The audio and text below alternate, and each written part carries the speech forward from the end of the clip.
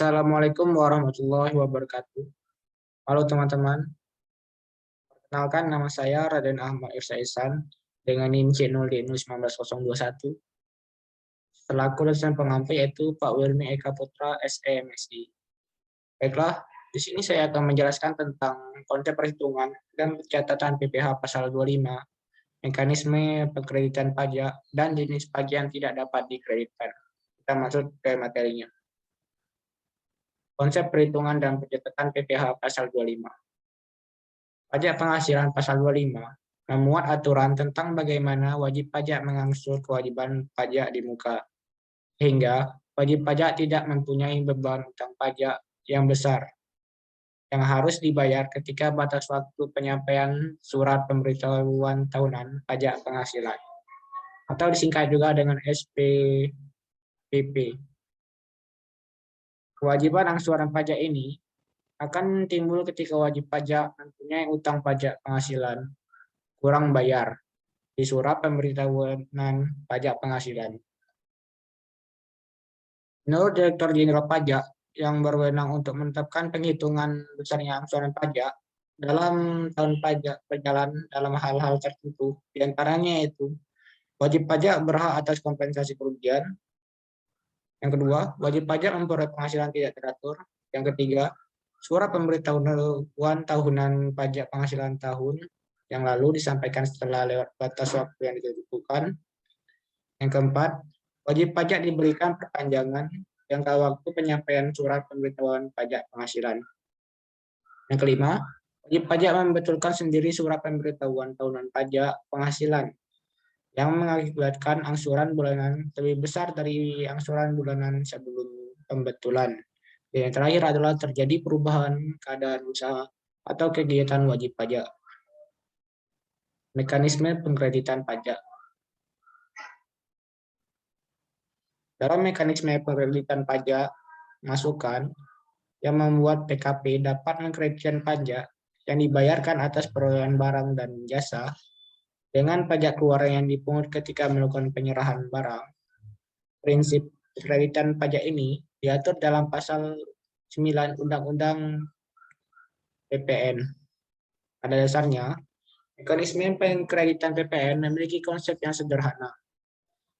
Jika pajak keluaran lebih besar dari pajak masukan, maka selisih merupakan PPN yang harus dibayar.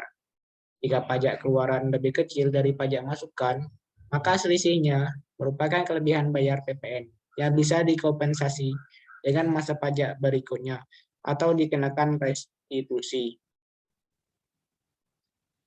Mekanisme pengkreditan pajak masukan terhadap pajak keluaran memenuhi ketentuan terkait pajak masukan yang diatur dalam pasal 9 Undang-Undang PPN, yang diantaranya adalah pajak masukan dalam satu masa pajak dikreditkan dengan pajak keluaran dalam masa pajak sama. Selanjutnya, bagi pengusaha kena pajak yang belum memproduksi sehingga belum melakukan penyerahan yang terutang pajak, pajak masukan atas perolehan dan atau impor barang modal dapat dikreditkan. Yang terakhir, pajak masukan yang dapat dikreditkan tetapi belum dikreditkan dengan pajak keluaran pada masa pajak yang sama, ini dapat dikreditkan pada masa pajak berikutnya paling lama 3 bulan setelah berakhirnya masa pajak yang bersangkutan, sepanjang biaya belum dibebankan sebagai biaya dan belum dilakukan pemeriksaan. Jenis pajak yang tidak dapat dikreditkan. Yang pertama yaitu PPN atau perolehan BKP atau JKP yang dilakukan sebelum pengusaha yang bersangkutan ditetapkan sebagai PKP. Kedua, PPN atas perolehan BKP atau JKP yang tidak berhubungan langsung dengan kegiatan usaha PKP. Maksudnya di sini tidak memiliki hubungan dengan kegiatan produksi, distribusi, pemasaran, dan manajemen PKP. Ketiga, perolehan dan pemeliharaan kendaraan bermotor berupa sedan atau stadion wagon, kecuali merupakan barang yang atau disewakan. Yang keempat, PPN atau perolehan BKP atau JKP yang didapat dari luar daerah pabean sebelum pengusaha yang bersangkutan ditetapkan sebagai PKP.